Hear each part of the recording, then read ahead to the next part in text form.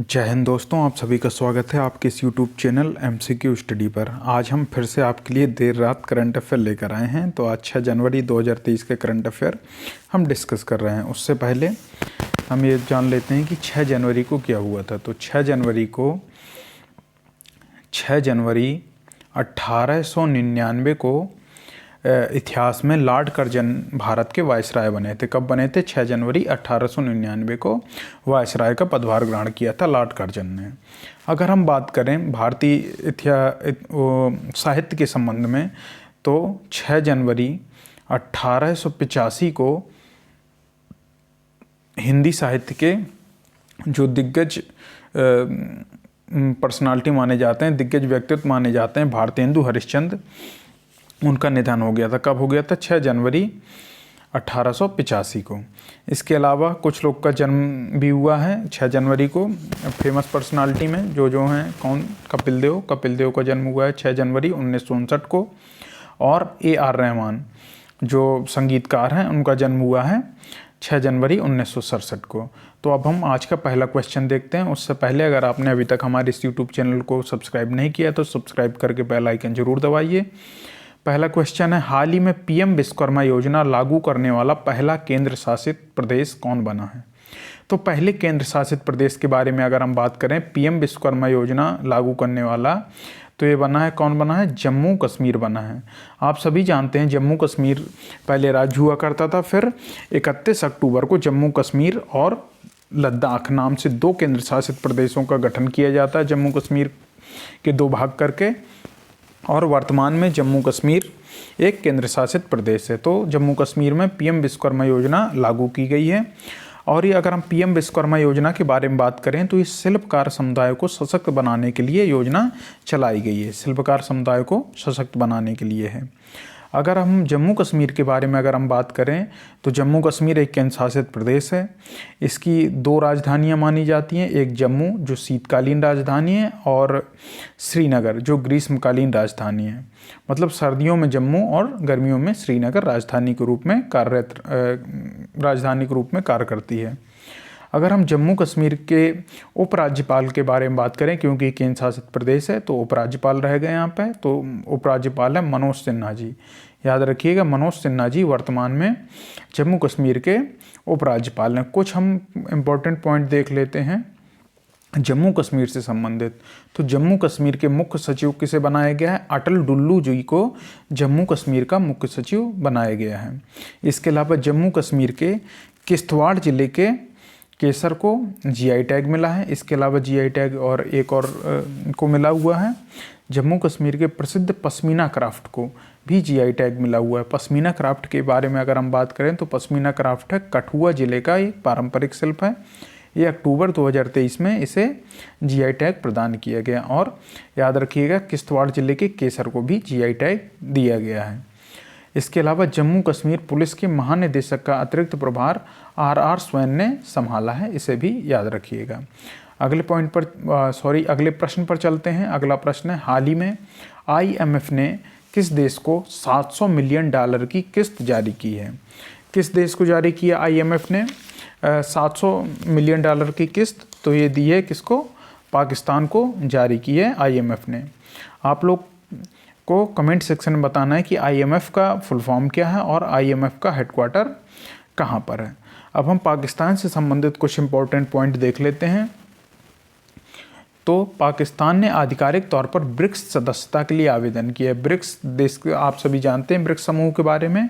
इसकी आधिकारिक तौर पर सदस्यता के लिए पाकिस्तान ने आवेदन किया है।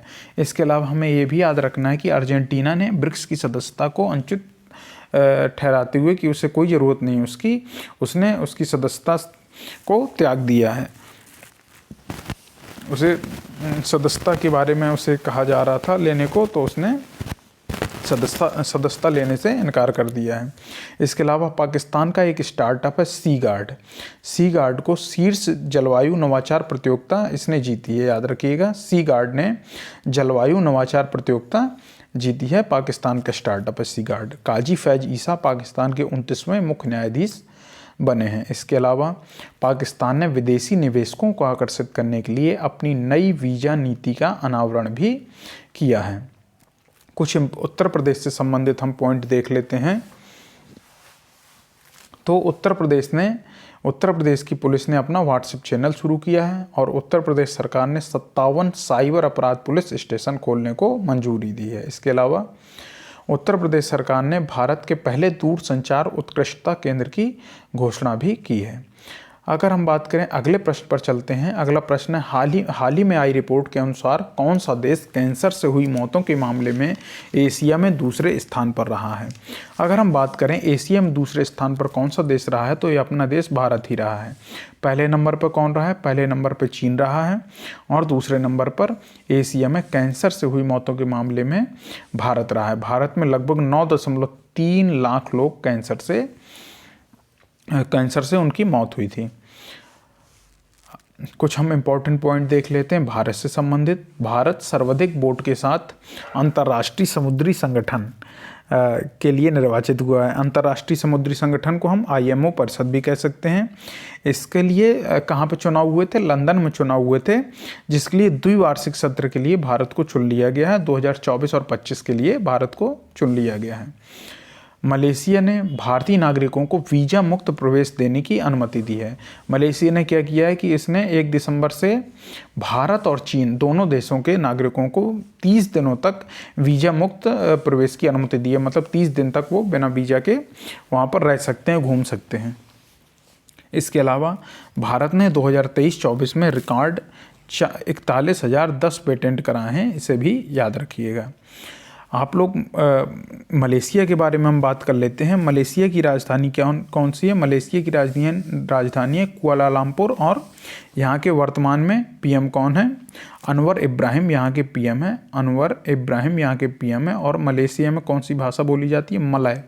मलय भाषा मलेशिया में बोली जाती है। अगले प्रश्न पर चलते हैं। अगला प्रश्न है, हाल ही में कौन सा देश स्क्वायर किलोमीटर एरे वेधशाला परियोजना में शामिल हो गया है? तो स्क्वायर किलोमीटर एरे जो वेधशाला परियोजना है, इसमें कौन सा देश शामिल हुआ है? इसमें हमारा देश भारत ही शामिल हुआ है। तो भारत जो स्क्वायर किलोमीटर एरे वेधशाला है उसमें भारत शामिल हो गया है, इसे भी याद रखिएगा। कुछ पॉइंट हम देख लेते हैं भारत से संबंधित। तो भारत सोशल मीडिया के लिए सख्त आयु सत्यापन योजना बना रहा है। जो 18 साल से कम एज के लोग रहते हैं वो लोग भी सोशल मीडिया पर आ जाते हैं। तो इसके लिए भारत एक योजना लॉन्च करने जा रहा है जल्दी ही, और भारत लगातार तीसरी बार AIBD का अध्यक्ष भी बना हुआ है। अगर हम AIBD के बारे में बात करें तो AIBD का क्या फुल फॉर्म है? AIBD का फुल फॉर्म है Asia Pacific institute for broadcasting development. इसका भारत लगातार तीसरी बार अध्यक्ष बना है, तो याद रखिएगा। प्रश्न में क्या था? हाल ही में भारत कौन सा देश स्क्वायर किलोमीटर एरे वेधशाला योजना में शामिल हुआ है? स्क्वायर किलोमीटर एरे ऑब्जर्वेटरी कहते हैं इसे।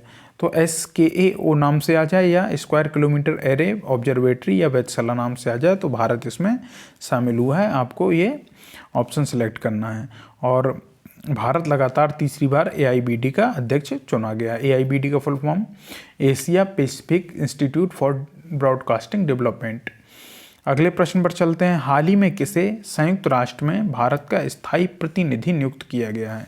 तो स्थायी प्रतिनिधि जो भारत का नियुक्त किया गया संयुक्त राष्ट्र में हाल ही में, तो ये नियुक्त किए गए अरिंदम बागची को। किसको? अरिंदम बागची को भारत का स्थायी प्रतिनिधि नियुक्त किया गया है संयुक्त राष्ट्र में।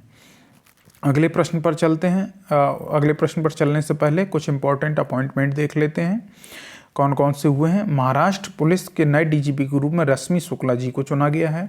NHSRCL मतलब national high speed rail corporation limited के निदेशक के रूप में प्रमोद शर्मा जी को चुना गया है। वायुसेना का जो मुख्यालय है नई दिल्ली में, उसके महानिदेशक के रूप में मकरंद रानाडे जी को चुना गया है। इसके अलावा भारतीय कुश्ती महासंघ के अध्यक्ष के रूप में संजय सिंह जी को चुना गया है। संजय सिंह जी को ब्रजभूषण शरण सिंह जो पूर्व अध्यक्ष थे, ब्रजभूषण शरण सिंह, उनका काफ़ी करीबी माना जाता है। सलाम बॉम्बे फाउंडेशन के लिए स्वास्थ्य राजदूत चुना गया है अमृता रायचंद को। अमृता रायचंद एक सेलिब्रिटी शेफ हैं। अगले प्रश्न पर चलते हैं। अगला प्रश्न है, हाल ही में किस राज्य सरकार ने आपदाओं की पूर्व चेतावनी के लिए है राहत वाणी केंद्र लॉन्च किया है? तो आपदाओं की पूर्व चेतावनी के लिए जो राहत वाणी केंद्र लॉन्च किया है किस राज्य सरकार ने किया है? ये किया है उत्तर प्रदेश राज्य सरकार ने किया है। अगर हम बात करें उत्तर प्रदेश की, तो वर्तमान में उत्तर प्रदेश के मुख्यमंत्री हैं योगी आदित्यनाथ और यहाँ की राज्यपाल हैं श्रीमती आनंदीबेन पटेल और यहाँ की राजधानी है लखनऊ। अगर हम बात करें राहत वाणी केंद्र की, तो राहत वाणी केंद्र कहाँ पे? लाल बाग लखनऊ में स्थापित किया गया है, किया जाएगा। कभी उद्घाटन ही हुआ है ना केवल, और 6 कर्मियों की टीम के साथ यहाँ पर कार्य संभाला जाएगा। अगर हम बात करें इसका राहत वाणी केंद्र का उद्घाटन किसने किया है, तो इसका उद्घाटन उत्तर प्रदेश सरकार के चीफ सेक्रेटरी यानी मुख्य सचिव दुर्गा शंकर मिश्रा जी ने किया हुआ है इसका उद्घाटन। और इसका उद्देश्य क्या है राहत वाणी केंद्र को लॉन्च करने का? आम जनता को संभावित प्राकृतिक आपदाओं से बचाने के लिए इस राहत वाणी केंद्र को स्थापित किया जा रहा है। अगले प्रश्न पर चलते हैं। अगला प्रश्न है, हाल ही में उत्तर प्रदेश के पहले फ्लोटिंग रेस्टोरेंट का उद्घाटन कहाँ किया गया? तो हाल ही में उत्तर प्रदेश के पहले फ्लोटिंग रेस्टोरेंट का उद्घाटन किया गया प्रयागराज में। प्रयागराज जिसे पहले इलाहाबाद के नाम से जानते थे, तो यहीं पर उत्तर प्रदेश के पहले फ्लोटिंग रेस्टोरेंट का उद्घाटन किया गया है। अगर हम बात करें प्रयागराज के बारे में, तो ये संगम नगरी के नाम से प्रसिद्ध है। यहाँ पर गंगा, यमुना और सरस्वती का संगम होता है और यहाँ पर प्रत्येक 12 वर्ष के बाद कुंभ मेला का आयोजन किया जाता है। हालांकि अब बीच में अर्धकुंभ भी लगने लगा है 6-6 साल में, लेकिन 12 साल में कुंभ मेले का यहाँ पर आयोजन किया जाता है। अगर हम बात करें 1857 से संबंधित कि इलाहाबाद में या कहा जाए प्रयागराज में किसने नेतृत्व किया था 1857 की क्रांति का, तो मौलवी लियाकत अली ने नेतृत्व किया था। अगले प्रश्न पर चलते हैं। हाल ही में निविया इंडिया ने किसे अपना प्रबंध निदेशक नियुक्त किया है? अगर हम निविया के बारे में बात करें, तो निविया क्या है? एक स्किन प्रोडक्ट की, जो स्किन केयर के प्रोडक्ट बनाती है वो कंपनी है निविया, त्वचा देखभाल के लिए उत्पाद बनाती है।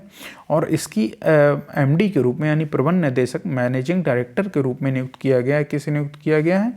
गीतिका मेहता जी को नियुक्त किया गया है। इसे आप याद रखिएगा। कुछ और इम्पोर्टेंट हम देख लेते हैं नियुक्तियों के बारे में, किसकी नियुक्ति कहाँ पर हुई है। तो महानदी कोलफील्ड्स लिमिटेड के सीएमडी का पदभार किसने संभाला है? उदय ए कावले ने संभाला है। इसके अलावा राम शरण यादव मध्य रेलवे के महाप्रबंधक बने हैं। पीएफआरडीए बोर्ड का अंशकालिक सदस्य परम सेन को बनाया गया। आप लोग को कमेंट सेक्शन में क्या बताना है कि पीएफआरडीए का फुल फॉर्म क्या है और इसका कार्यालय कहाँ पर है, हेडक्वार्टर मतलब। सियाचिन ग्लेशियर के ऑपरेशनल पोस्ट पर तैनात होने वाली पहली महिला मेडिकल ऑफिसर फातिमा वसीम बनी है, इसे भी याद रखिएगा। इसके अलावा हैदराबाद शहर का नया पुलिस आयुक्त किसे बनाया गया है? के.एस. रेड्डी जी को बनाया गया है। अगले प्रश्न पर चलते हैं। हाल ही में केनरा बैंक अपना data analytics centre launch launch करेगा? अगर हम बात करें डेटा एनालिटिक्स सेंटर कहाँ पर लॉन्च करने वाला है केनरा बैंक, तो ये करेगा अपने हेडक्वार्टर बंगलुरु में। केनरा बैंक का हेडक्वार्टर कहाँ पर है? बंगलुरु में है। यहीं पर ये अपना डेटा एनालिटिक्स सेंटर लॉन्च करने जा रहा है। अगर हम केनरा बैंक के बारे में बात करें, तो केनरा बैंक की स्थापना 1906 में हुई थी और इसका हेडक्वार्टर तो बंगलौर है ही। और इसके चेयरपर्सन हैं, इसके चेयरपर्सन कौन है? विजय श्रीरंगन, याद रखिएगा, विजय श्रीरंगन इसके चेयरपर्सन हैं। और अगर हम हर बैंक की एक टैगलाइन होती है, तो अगर हम केनरा बैंक की टैगलाइन के बारे में बात करें, तो इसकी टैगलाइन है टुगेदर वी कैन, याद रखिएगा, टुगेदर वी कैन इसकी टैगलाइन है। अगले प्रश्न पर चलते हैं। अगला प्रश्न है, हाल ही में किया इंडिया के नए सीईओ और प्रबंध निदेशक कौन बने हैं? तो किया इंडिया के अगर हम नए सीईओ और प्रबंध निदेशक के बारे में बात करें, तो ग्वांगगू ली को बनाया गया है। किसको? ग्वांगगू ली को बनाया गया है। अब हम किया इंडिया के बारे में, किया कंपनी के बारे में जान लेते हैं। किया कंपनी जो है क्या है? एक प्रीमियम कार मेकर कंपनी है, जिसकी स्थापना कब हुई थी? जिसकी स्थापना दिसंबर 1944 में हुई थी। ये एक प्रीमियम कार मेकर कंपनी है। अगर हम बात करें इसकी ऑनर कौन है? इसकी ऑनर है हुंडई मोटर कंपनी इसकी जो है ओनर है। अगर हम इसके हेडक्वार्टर की बात करें तो इसका हेडक्वार्टर है सियोल। सियोल आप सभी जानते होंगे कि दक्षिण कोरिया की राजधानी है, तो दक्षिण कोरिया के सियोल में इसका हेडक्वार्टर है। और ये जो किया इंडिया है, किया जो कंपनी है, ये पूरे विश्व में अपना क्षेत्र मतलब अपना व्यापार पूरे विश्व में फैलाए हुए, केवल जापान और नॉर्थ कोरिया को छोड़कर बाकी पूरे विश्व में इसका व्यापार फैला हुआ है। अगले प्रश्न पर चलते हैं। इससे पहले आप लोगों ने अगर अभी तक हमारे इस YouTube चैनल को सब्सक्राइब ना किया हो तो प्लीज़ सब्सक्राइब करके बेल आइकन ज़रूर दबाइए, जिससे आने वाले सभी वीडियोस के नोटिफिकेशन आपको मिल सकें।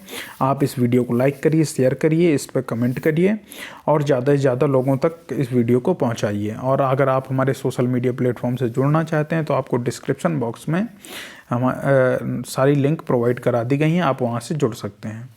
तो दोस्तों अगला प्रश्न है, हाल ही में $100 अरब की संपत्ति रखने वाली दुनिया की पहली महिला कौन बनी है? अगर हम बात करें $100 अरब की संपत्ति रखने वाली दुनिया की पहली महिला जो बनी है, उनका नाम है Francois Bettencourt Meyers. Francois Bettencourt Meyers इनका ये पूरा नाम है। और ये $100 अरब की संपत्ति रखने वाली दुनिया की पहली महिला बन गई हैं। अगर हम बात करें जो फ्रैंकोइस बेटनकोर्ट मेयर्स जो हैं, ये क्यों इतनी अमीर बन गई हैं, तो ये जो कॉस्मेटिक्स कंपनी है, दुनिया की सबसे बड़ी कॉस्मेटिक्स कंपनी मानी जाती है लॉरियल, आपने सुना होगा लॉरियल, तो इसकी उत्तराधिकारी हैं। और इस लॉरियल के लगभग 34% शेयर की मालकिन है ये। तो ये $100 अरब की संपत्ति रखने वाली दुनिया की पहली महिला बन गई हैं और इसके साथ साथ विश्व की 12वीं अमीर व्यक्ति बन गई हैं। विश्व की 12वीं अमीर व्यक्ति भी बन गई हैं। दुनिया में पहली महिला हैं और विश्व की 12वीं अमीर व्यक्ति बन गई हैं। इसके अलावा आगे चलते हैं। अगला प्रश्न है, हाल ही में international mind body wellness day कब मनाया गया है? अगर हम बात करें international mind body wellness day, तो ये मनाया गया है कब? 3 जनवरी को मनाया गया है। तो याद रखिएगा 3 जनवरी को कौन सा दिवस मनाया गया है? International mind body wellness day मनाया गया है 3 जनवरी को। अब हम अगले प्रश्न पर चलते हैं। अगला प्रश्न है, हाल ही में किस देश का माउंट लेबोटोबी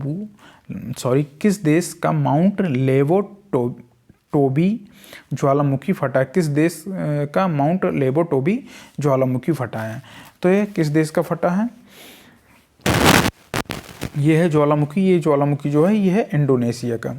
तो याद रखिएगा इंडोनेशिया का जो माउंट लेबोटोबी ज्वालामुखी है ये हाल ही में फटा है। कुछ इंपॉर्टेंट पॉइंट हम देख लेते हैं इंडोनेशिया संबंधित। इंडोनेशिया के मारापी ज्वालामुखी में भी विस्फोट हुआ था कुछ समय पहले। कब हुआ था? 3 दिसंबर 2023 को इंडोनेशिया के मारापी ज्वालामुखी में भी विस्फोट हुआ था। अगर हम बात करें 43वां एशियान शिखर सम्मेलन जकार्ता में आयोजित किया गया। ये कब किया गया था जकार्ता में आयोजित? ये 5 से 7 सितंबर 2023 में 43वां एशियन शिखर सम्मेलन जकार्ता में आयोजित किया गया था। इंडोनेशिया भारत के जन औषधि केंद्र मॉडल का अनुकरण करना चाहता है, उसने बताया था, और भारत ने उसको उस मॉडल का प्रारूप दिया था। इंडोनेशिया की राजधानी दुनिया की सबसे प्रदूषित राजधानी बन गई है। ये याद रखिएगा, इंडोनेशिया की जो राजधानी है कौन? जकार्ता, ये दुनिया की सबसे प्रदूषित राजधानी बन गई। इसलिए इंडोनेशिया क्या करने वाला है? इंडोनेशिया जल्द ही अपनी नई राजधानी किसको बनाने वाला है? नूसंतारा को अपनी नई राजधानी बनाने वाला है। इसके अलावा देख लेते हैं, भारत और इंडोनेशिया के बीच समुद्र शक्ति अभ्यास 2023 संपन्न हुआ था। ये तो मई में हुआ था संपन्न, इसे भी याद रखिएगा। लेकिन ये समुद्र शक्ति अभ्यास अगर पूछा जाए तो भारत और इंडोनेशिया के बीच द्विपक्षीय अभ्यास हुआ था। अगर हम इंडोनेशिया के बारे में बात करें, राजधानी जकार्ता है और यहाँ के वर्तमान में राष्ट्रपति कौन है? जोको विडोडो हैं। तो दोस्तों आज का करंट अफेयर यहीं पर पूरा होता है। हम नेक्स्ट डे पर फिर आपके लिए करंट अफेयर लेकर आएंगे। अगर आपने अभी तक हमारे इस यूट्यूब चैनल को सब्सक्राइब नहीं किया है तो प्लीज़ सब्सक्राइब करके बेल आइकन ज़रूर दबाइए। इसके अलावा इस वीडियो को लाइक, कमेंट और शेयर करिए, जिससे ज़्यादा से ज़्यादा लोगों तक ये वीडियो पहुँच सके। और आप अगर हमारे सोशल मीडिया प्लेटफॉर्म से जुड़ना चाहते हैं तो आप हमारे इस वीडियो के डिस्क्रिप्शन बॉक्स में हमारे आपको लिंक मिल जाएगी सभी अकाउंट्स की, तो आप उनको फॉलो कर सकते हैं। तो दोस्तों अब हम आपसे अपने नेक्स्ट वीडियो मिलते हैं। जय हिंद, जय भारत।